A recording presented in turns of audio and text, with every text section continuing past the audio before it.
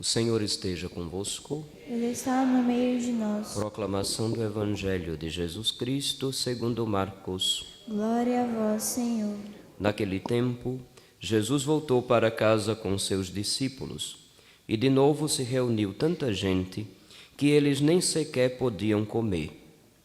Quando souberam disso, os parentes de Jesus saíram para agarrá-lo porque diziam que estava fora de si. Os mestres da lei, que tinham vindo de Jerusalém, diziam que ele estava possuído por Belzebu e que, pelo príncipe dos demônios, ele expulsava os demônios. Então Jesus os chamou e falou-lhes em parábolas. Como é que Satanás pode expulsar a Satanás? Se um reino se divide contra si mesmo, ele não poderá manter-se. Se uma família se divide contra si mesma, ela não poderá manter-se. Ora, se Satanás se levanta contra si mesmo e se divide, não poderá sobreviver, mas será destruído.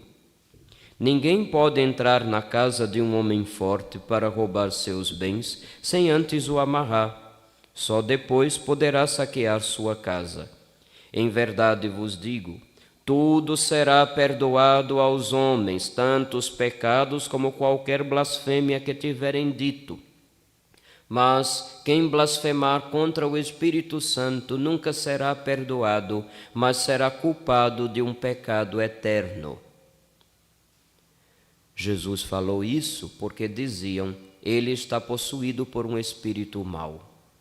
Nisso chegaram sua mãe e seus irmãos. Eles ficaram do lado de fora e mandaram chamá-lo. Havia uma multidão sentada ao redor dele. Então lhe disseram, tua mãe e teus irmãos estão lá fora à tua procura. Ele respondeu, quem é minha mãe e quem são meus irmãos?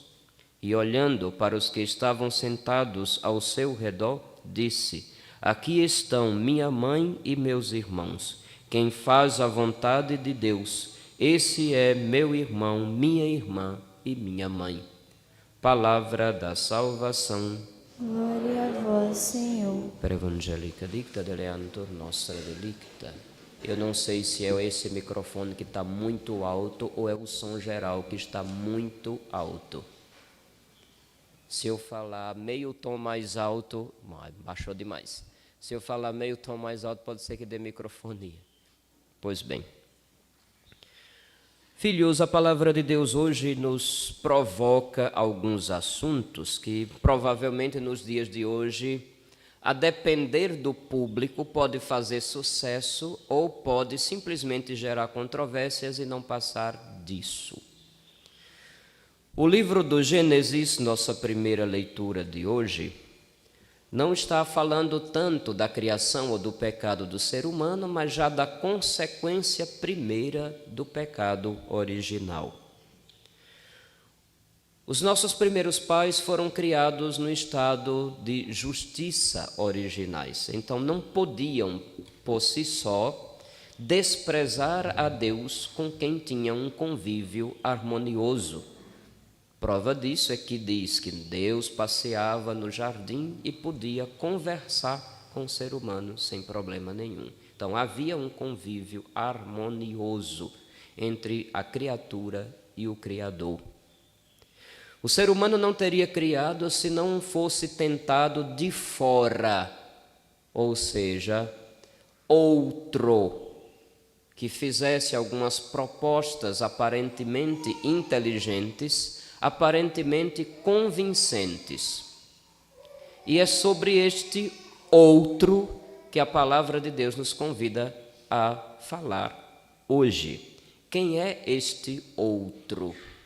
O tentador, o adversário, o acusador, o caluniador. Já ouviram falar dele? Padre Léo chamava ele de o encardido. Estão lembrados? Lá na minha terra, no sertão, o povo em geral chama ele o cão. Na palavra de Deus, ele é nomeado por Satã, no hebraico antigo, Satã, o adversário. Quem é este ser? É um ser pessoal, invisível e que está continuamente agindo em oposição a Deus e aos seus planos. Ele existe, age, tenta.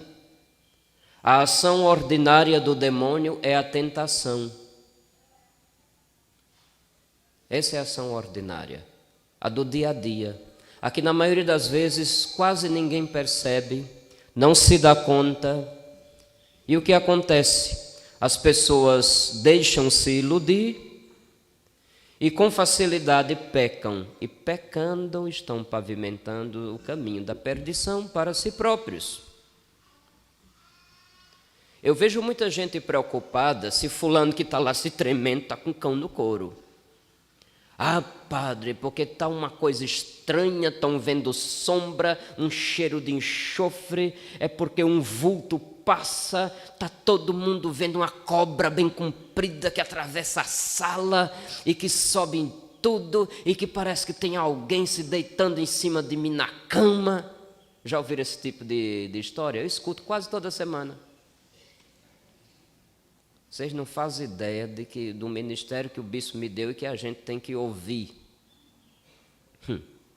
Meus filhos, veja bem, a atividade normal, ordinária, comum do tentador é tentar, é propor algo que parece bonito, gostoso e que vai dar algum tipo de retorno, seja ele material, seja ele emocional.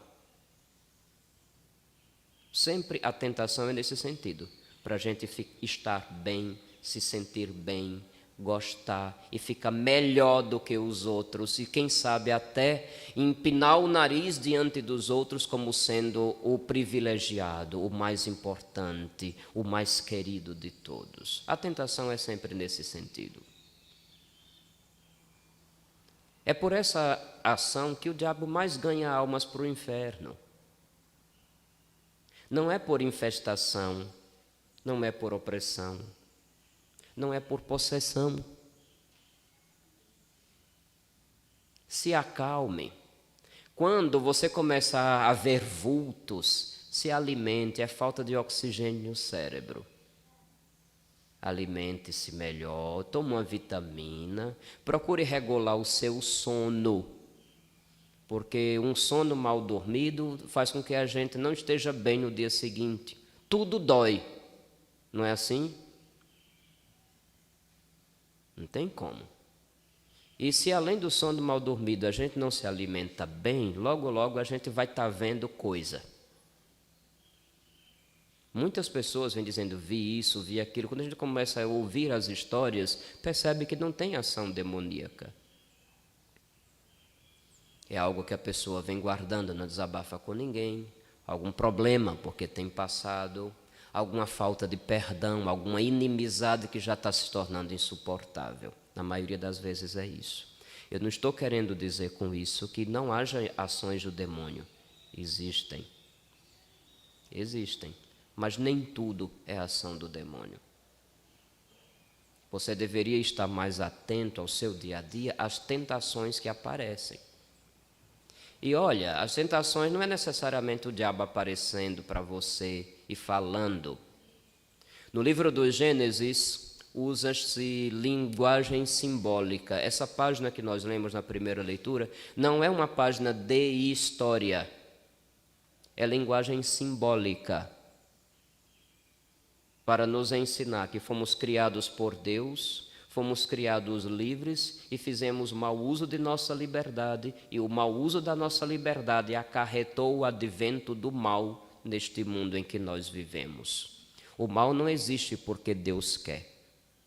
O mal existe porque Ele criou-nos livres e fizemos um mau uso desta liberdade. É o eterno risco de dar liberdade às pessoas.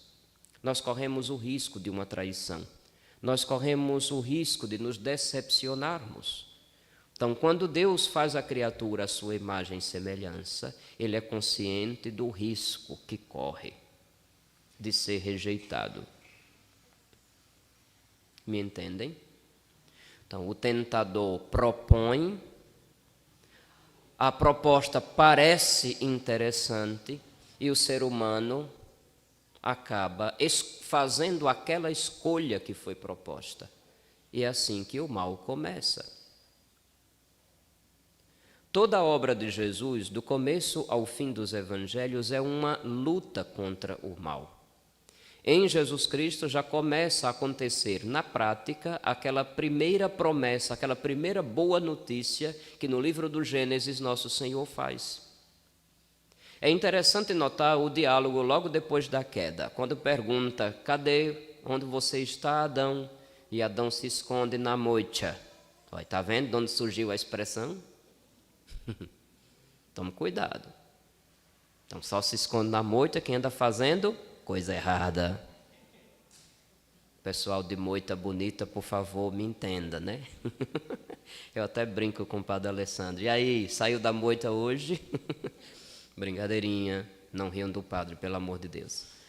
Pois bem, onde estás? Me escondi porque eu estava nu. O que é que aconteceu?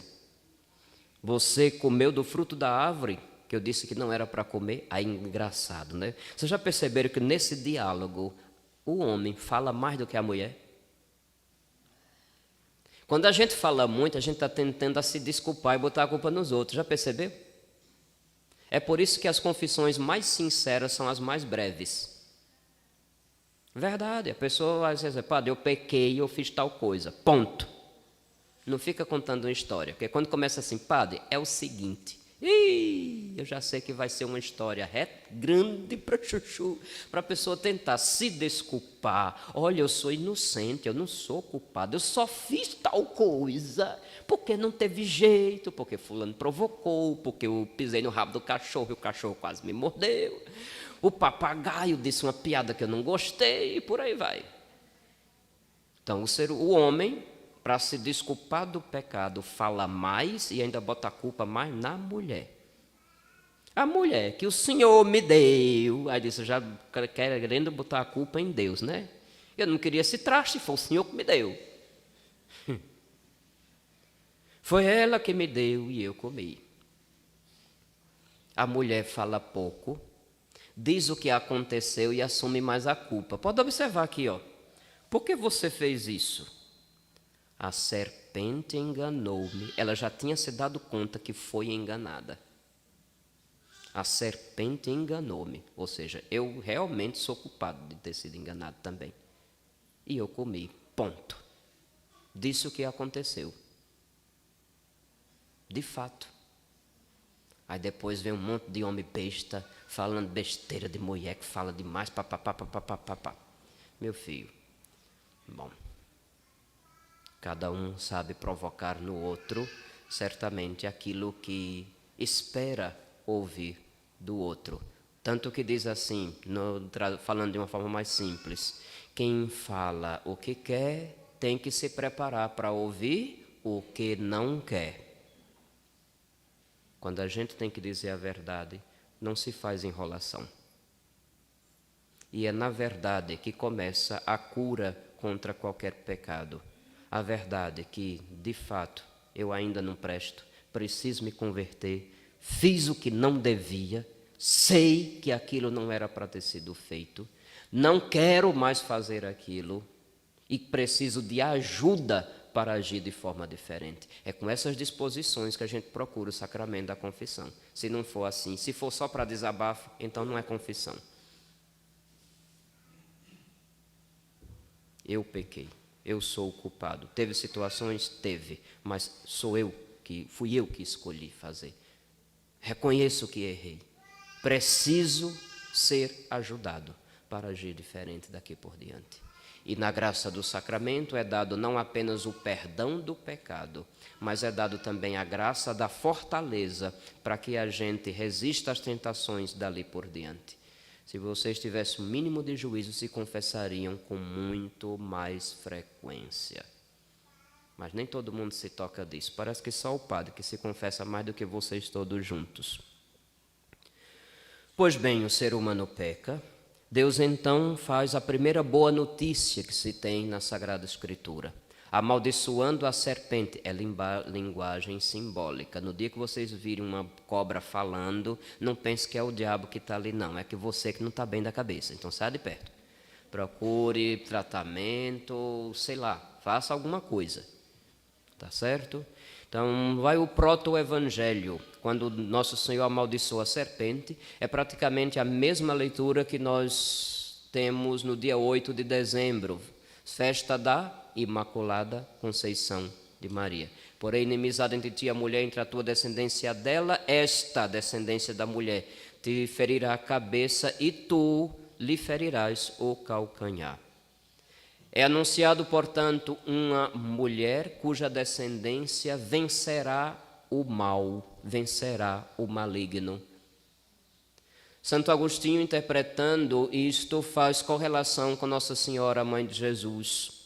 Ele pega a saudação em latim, ave, e observa que é Eva ao contrário. Não é à toa que vocês vão em muitas igrejas antigas, dedicadas a Nossa Senhora principalmente, e vocês vão ver, por exemplo, as imagens de Nossa Senhora, talvez junto a Eva, representado, e de um lado tem o nome Eva e do outro lado tem o nome Ave, que é o contrário. Na arte tem muita coisa interessante que poderia dar uma catequese tanto, mas hoje não é esse o tema, mas vale a pena recordar. Então, Nossa Senhora é a nova Eva, cuja descendência encara o maligno e o vence. E desde o início dos evangelhos nós vemos Jesus olhando o diabo cara a cara. Lembra o episódio das tentações? No primeiro domingo da quaresma, a igreja sempre recorda. Ele vai para o deserto durante 40 dias, faz jejum, se recolhe e ali é tentado pelo diabo. E ali já começa a vencer. Quando Jesus começa a pregar o evangelho, o que é que acontece logo de cara? Os demônios começam a se retorcer e começam a jogar verde para colher maduro, não é? É porque eu digo isso, porque o demônio logo de cara ainda não sabe plenamente quem é Jesus Cristo. Ele vai descobrindo aos poucos. Você é o Santo de Deus, veio para nos atrapalhar, veio para nos destruir, veio para isso, veio para aquilo, porque já viam nele alguém que não estava sob o domínio do mal e do maligno. Viam nele alguém cuja presença por si só fazia tremer os espíritos malignos, mas ainda não sabiam por inteiro quem era ele.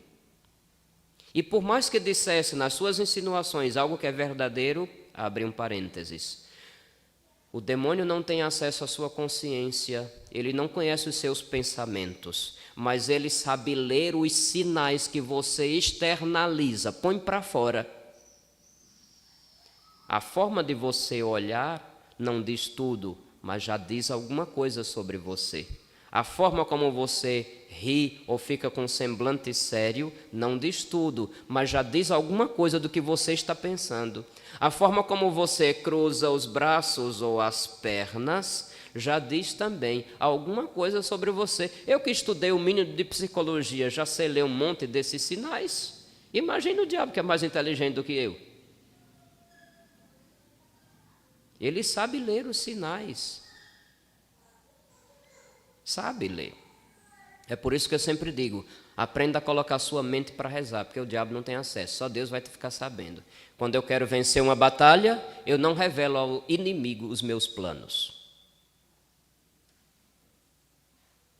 Quando eu verbalizo, quando eu falo, ele que nunca reza, mas sempre está perto para captar o que a gente está querendo, vai querer atrapalhar, de alguma forma. Não é atrapalhar o momento de oração. O povo acha que a gente está rezando e de repente passou uma moto aqui do outro lado. Aí disse, é o demônio. Não, não é o demônio. Pelo amor de Deus. O demônio é mais discreto.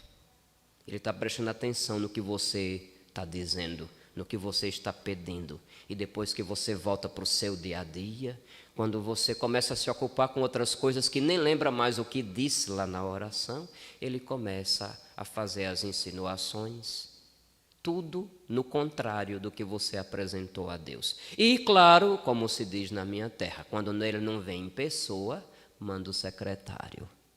E olha que tem muita gente usando mal a sua liberdade, sendo secretário de coisa ruim. Tem. Até gente que se faz de piedosa. Quando você vê uma pessoa falando demais, como você deixou que fulano fizesse isso com você? Tome cuidado. Tome cuidado. Pode ter um secretário de coisa ruim ali. Olha, eu no seu lugar, tome cuidado de novo com essa expressão. Isso pode ser um indício de que ali tem um secretário de coisa ruim. Está me entendendo? Claro que a pessoa não vai chegar o tempo inteiro dizendo, muito bem, você fez certo, você está certo. Aí também pode ter um secretário do cão. Então, escute quem está ao seu redor, mas sempre peça a ajuda do Espírito Santo que lhe dê discernimento sobre as coisas. Que somente depois de tratar com Deus, tome suas decisões. Senão você se expõe de novo às ilusões que o tentador anda propondo constantemente, sem trégua, ou diretamente, ou através dos seus secretários. Não fique preocupados com as outras manifestações. Eu penso assim, que normalmente as manifestações extraordinárias de ação do demônio, elas só ocorrem quando a tentação já não está conseguindo mais fazer você pecar. Verdade. Eu já atendi uma pessoa que, quando me relatou a trajetória de vida, o que estava acontecendo, eu pedi para a pessoa agradecer a Deus por aquilo que está acontecendo. A pessoa olhou para mim com os olhos arregalados. Mas como, padre? Agradeça, meu filho. Agradeça. Porque pelo seu hábito de praticar determinadas virtudes, pelo seu hábito de fortalecer-se na graça de Deus, pelo sacramento da confissão e da comunhão, você está vencendo o pecado. Você não está caindo mais facilmente nas tentações. Ou seja, o demônio está perdendo o poder sobre você. Aí ele começou a apelar. E essa apelação só ocorre porque Nosso Senhor permite. Verdade. Meus filhos, às vezes Nosso Senhor permite uma ação extraordinária do demônio para humilhá-lo. O diabo também se ilude. E é bom que ele fique sabendo disso, que ele já recebeu tanta peia na história, mas nunca aprende. Verdade. Quando uma alma devota, uma alma fiel, temente a Deus, na graça de Deus, na prática da virtude, o diabo não tem mais poder como tentador para fazê-la cair no pecado ordinariamente. Deus permite que o diabo haja de outro jeito, para que aquela alma, com a força, fortalecida pela graça de Deus, vença o demônio de novo. Porque, na verdade, é assim, é uma parceria. Quantas vezes eu já disse que nós somos uma religião de aliança? Deus se compromete conosco e, à medida que nos comprometemos com Ele, há sempre uma parceria, nós nunca estamos sozinhos. Nós nunca vamos carregar a cruz com um peso todo no nosso lombo sozinhos. Ele está conosco, Ele carrega também conosco. Então, numa alma temente a Deus, se fortalecida pela sua graça, aquela parceria, aquela aliança de Deus com o ser humano é real. E à medida que o ser humano, na sua liberdade, abre-se a essa ação de Deus, e sabendo que não está só, que está fortalecido, toma decisões, toma atitudes, em que cresce mais a virtude e, por isso só, já humilha a ação do tentador. Já humilha a presença do tentador.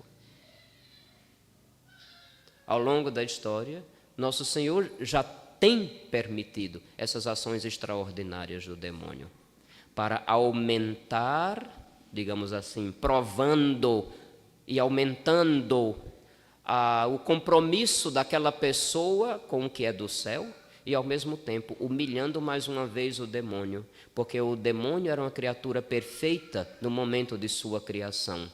também era imagem e semelhança de Deus, espírito puro, que conhecia as coisas porque a luz de Deus comunicava a sua inteligência diretamente. Não era como nós que tateamos, precisamos ver, ouvir, tocar, experimentar. Nosso conhecimento vem através dos sentidos. No caso dos anjos não é assim, não precisa dos sentidos. Nosso Senhor revela, comunica automaticamente, a inteligência angélica compreende e a partir daí toma uma decisão. O diabo teve tudo isso e perdeu. Enquanto que nós erramos várias vezes, mas como ainda precisamos dos sentidos, ouvir, ver, degustar, tocar, para que aprendamos, quem sabe, e possamos agir de forma diferente, Deus continua, enquanto estamos de passagem nesse mundo, renovando uma chance atrás da outra. A gente só precisa entender que a gente nunca sabe quando será a última chance que nos é dada. Por isso tem que aproveitar o momento presente, aqui e agora, para, conhecendo a nosso Senhor e ao seu amor, conhecendo o mínimo que a nossa inteligência consegue compreender da felicidade perfeita no paraíso, a gente já possa tomar hoje uma decisão por Ele. Jesus expulsou os demônios. A luta contra Satanás é constante. Tem muita gente que costuma dizer que Satanás é apenas uma invenção do ser humano, é o medo do ser humano que não sabe explicar os seus males e quer projetar fora de si uma espécie de culpado. Bom, talvez tenha até uma lógica interessante nesse tipo de fala, porém, nosso Senhor, a palavra que se fez carne e habitou entre nós, fala diretamente e abertamente sobre o dito cujo. E a gente não pode tocar a vida adiante como se ele não estivesse ao nosso redor, tentando nos derrubar. O próprio São Pedro diz numa de suas cartas que a igreja reza toda terça-feira à noite: vosso adversário, o diabo, rodeia como um leão a rugir, procurando a quem devorar. Resisti-lhe firmes na fé. Resisti-lhe firmes na fé. São Paulo vai dizer que o nosso homem exterior se arruína, enquanto o homem interior se renova dia a dia, graças a Deus. Estamos sempre sujeitos a altos e baixos, estamos sempre sujeitos até a motivos sérios para nos decepcionarmos enquanto estamos neste mundo. Mas à medida que a nossa fé se renova, que a graça de Deus nos auxilia, somos capazes de compreender que mesmo a gente ainda rastejando, nosso Senhor olha para nós, nos estende a mão e diz: eu não te quero na lama, levanta meu filho, levanta minha filha, vamos fazer diferente daqui por diante. Ah, mas eu já errei tanto, por que é que Deus já não quer mais saber de mim? Não, tira isso da cabeça, isso é uma das ideias do tentador. Isso é uma das ideias dele, e que muita gente repete feito papagaio sem pensar no que está dizendo. Nosso Senhor é o homem forte que ocupa a casa e expulsa aquele que estava dominando. Então, o sentido da parábola é este. Cremos num Deus que se rebaixa ao nosso nível para que, como um de nós, comece uma batalha na qual sabemos quem será o vitorioso. E quem crendo nele, aprendendo com ele a ser gente, e com o auxílio da graça dele, se empenha, arregaça as mangas, é capaz também de vencer o maligno. Não precisa ter medo, não precisa. Primeiro porque o nosso batismo tem uma marca espiritual, que talvez no dia a dia nós nunca vamos enxergar, mas que o maligno enxerga. E quando ele vê esta marca límpida, ele treme.